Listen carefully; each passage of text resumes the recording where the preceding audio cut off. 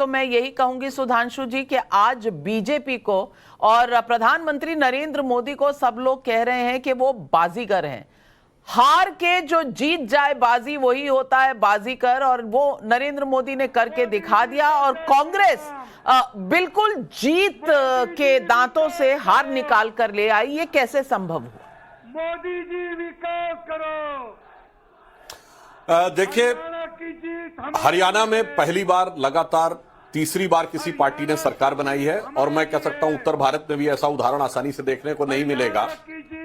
परंतु जो लोग ये सोच रहे हैं कि हमने हार के बाजी जीत ली है, वो जानते कौन लोग हैं नाविका जी?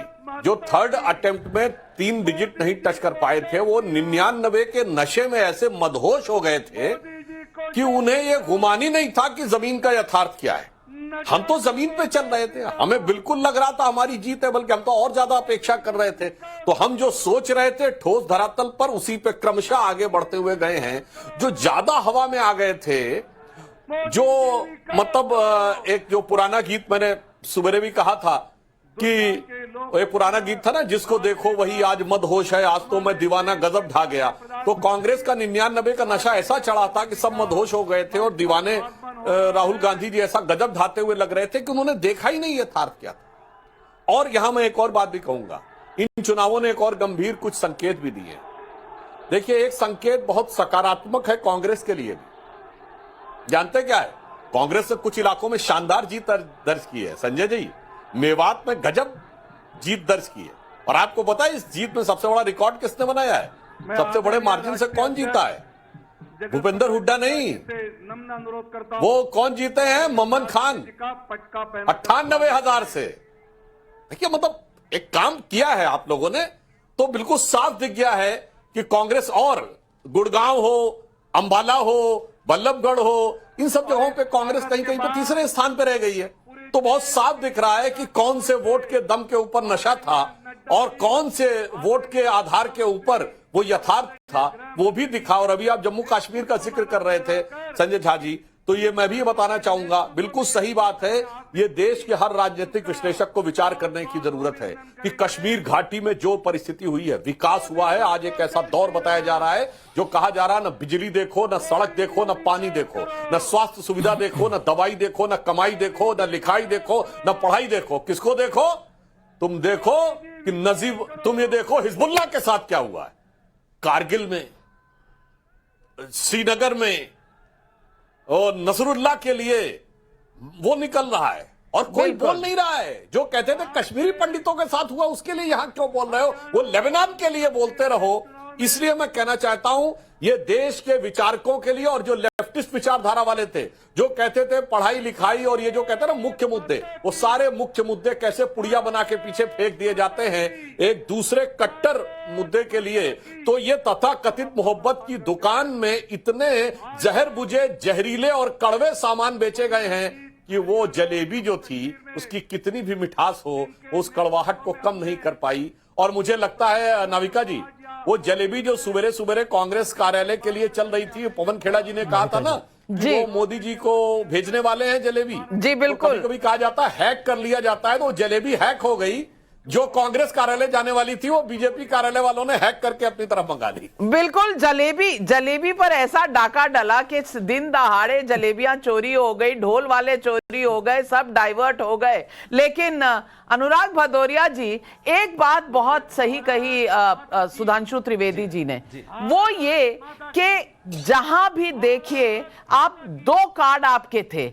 एक था आपका जो दलित मुस्लिम पिछड़ा जो कॉम्बिनेशन था, वो नहीं चला हरियाणा में। दलित वोट और जो 36 जातियों की बिरादरी है हरियाणा में, वो चली गई बीजेपी के पास। और एक मैसेज और था, हिंदुओं को बंटना नहीं चाहिए, और ये मैसेज घर तक पहुंच गया सबके। अब उत्तर प्रदेश में क्या होगा, कहीं ये चिंता तो नहीं सताने लगी भदौरिया जी? नहीं, उत्तर प्रदेश की बात करें, अगर आपने पहले लास्ट में उत्तर प्रदेश बोला इसलिए उत्तर प्रदेश की बात बता दूं। देखिए, उत्तर प्रदेश में तो ये लोग ना सूरत से जंग लेने आते हैं। जो उत्तर प्रदेश में सूरत से जंग लेगा वो सिपाही मोम के निकलते हैं, पिघल के वापस आ जाते हैं। वहां पे श्री अखिलेश यादव जी सूरज की तरह हैं, उनसे कहां लड़ेंगे ये तो हार के अपने घर चले जाते हैं चुपचाप, फिर उत्तर प्रदेश का नाम लेने से भी डरने लगते हैं। इसलिए ये बात तो सच है कि अगर भारतीय जनता पार्टी को कोई हरा सकता है तो वो श्री अखिलेश यादव जी हैं। दूसरी बात, जहां तक जलेबी का आपने बोला, जलेबी में बिल्कुल सही कह रहे हैं, भारतीय जनता पार्टी जलेबी के चक्कर में ही जलेबी बन जाएगी आने वाले चुनाव में। मैं आपको सच कह रहा हूं, ये अब जलेबी बन चुके हैं। देखिए, जीतने के बाद भी इनको अच्छी बातें करनी चाहिए। अरे जीते हैं आप, बराबर का वोट शेयर आया है सुधांशु जी, ऐसा नहीं कि आप एकदम एक तरफा जीत गए, एक को 10% वोट मिला, आपको 90 मिल गया, फिर भी नफरत का जहर घोल रहे हैं बैठ के यहां पे। फिर भी आपकी आत्मा वही नफरत की बात करने लगी। कौन जीता सबसे ज्यादा वोट से, कौन जीता? अरे यार, वो खान जीत गया तो बेचारे उसको बता रहे सबसे ज्यादा वोट से जीत गया, वो नहीं जीता वो जीत गया। क्यों नफरत की बातें करते हो? जो जनता ने वोट दिया वो जीत गया। भाई जनता है ना, ये जनता जनार्दन है, जिसको ज्यादा वोट देगी वो जीत जाएगा। भाई कमाल है। आप क्यों जम्मू कुछ दिन पहले जब मोहब्बत की दुकान में नॉन बायोलॉजिकल पीएम कहा जा रहा था, 1/3 प्रधानमंत्री कहा जा रहा था, ये डर गए हैं, झुक गए हैं, हार गए हैं, 56 इंच इनका खत्म हो गया है, तब मोहब्बत साइकोलॉजी टूट गई है, तब आपको मोहब्बत नहीं याद आई। मोहब्बत आज याद आ रही है सुधांशु जी, ये आज मोहब्बत का कौन सा ऐसा घड़ी आ गई है? ठीक नहीं है नाविका जी, देखिए 10 सेकंड बोलने दीजिए, अन्याय है। अगर अन्याय, कम से कम पत्रकारिता में न्याय कीजिए। मैं अब 10 सेकंड बोलने दीजिए, मैं अभी बोला भी नहीं हूं, आप मेरी आधी बात लेके चले गए। अगर सुधांशु जी कोई बुलवाना है तो हम लोग को उठा दीजिए, हम उनका भाषण सुनने। अरे भैया, हम कौन होते हैं किसी को उठाने वाले? जनता जनार्दन जिसकी आपने बात की वही तय करती है। नहीं बोला आपने, कहा बस बस हो गया। नहीं, बात तो सुन लीजिए, मेरे बात तो पूरी हो जाए। 60 सेकंड का समय होता है। देखिए सुधांशु जी, आजकल देखिए गीत, अरे तो बोलने दीजिए। सुधांशु जी तो यहाँ 5 मिनट बोले, वहां 60 सेकंड नहीं है क्या? 33 सीट वाले 5 मिनट बोलेंगे, आज जीते हैं। सीट वाले को आप 10 सेकंड 60 सेकंड गिन रहे हैं। कमाल है भाई। आज बात सुन लीजिए, आज की जीत में 48 सीटें आपकी 37 से ज्यादा हैं। सुनिए, अरे सुन लीजिए, सुधांशु जी आजकल गीत गाने लगे हैं। अब इनका यही काम बचेगा लास्ट में। देखिए क्या हालत होगी। जलेबी पे बात करने लगे, अब जलेबी बनने वाले हैं आने वाले चुनाव में। अब गीत गाने लगे तो उन्होंने दूसरा भी काम खोज लिया कि गीत गा के काम चलाएंगे। जम्मू कश्मीर में आ रहे हैं, वहां पे चर्चा करने को नहीं तैयार है। अरे भैया, एक आप जीते, एक इंडिया गठबंधन जीता, टाई हो गया है मैच, और आप हल्ला मचा रहे हो, हम जीत गए। सुधांशु त्रिवेदी जी जवाब दीजिए। सुधांशु त्रिवेदी जी जवाब दीजिए। अनुराग भदौरिया जी ब्रेक लगाइए, गाड़ी बहुत ज्यादा रफ्तार से जा रही है। सुधांशु जी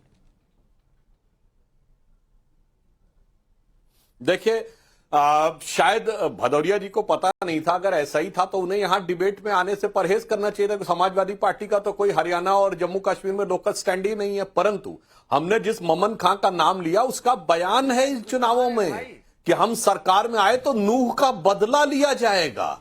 तो भाई ये बताइए, सांप्रदायिकता किसने की हो? मैं दर्शकों को याद दिलाना चाहता हूं, अगर हरियाणा में ममन खां जो कहता है कि नूह का बदला लेंगे, वो 98,000 से जीतता है कांग्रेस कैंडिडेट, तो लोकसभा में सबसे बड़े अंतर से, यानी हुड्डा जी से ज्यादा जीतता है, तो लोकसभा में राहुल गांधी से 3 गुने ज्यादा अंतर से धुबरी सीट से असम से कांग्रेस का रकीबुल हसन जीतता 10,25,000 से, जो कि सामान्य धारणा में धुबरी बांग्लादेशी घुसपैठियों का बेस माना जाता है। इसलिए मैंने दर्शकों से कहा कि अच्छी तरीके से समझ लीजिए। और आपने गीत की बात कही तो सुनिए, अटल जी की कविता थी जो 77 में चुनाव में जब वो जनता पार्टी गठबंधन टूट गया था तो उन्होंने दुखी होकर जनता पार्टी के अंदर की लड़ाई के ऊपर लिखी थी। वो आज आपके लिए फिट बैठती है कि लगी कुछ ऐसी नजर बिखरा शीशे सा शहर, लगी कुछ ऐसी नजर बिखरा शीशे सा शहर, अपनों के मेले में मीत नहीं पाता हूं, गीत नहीं गाता हूं,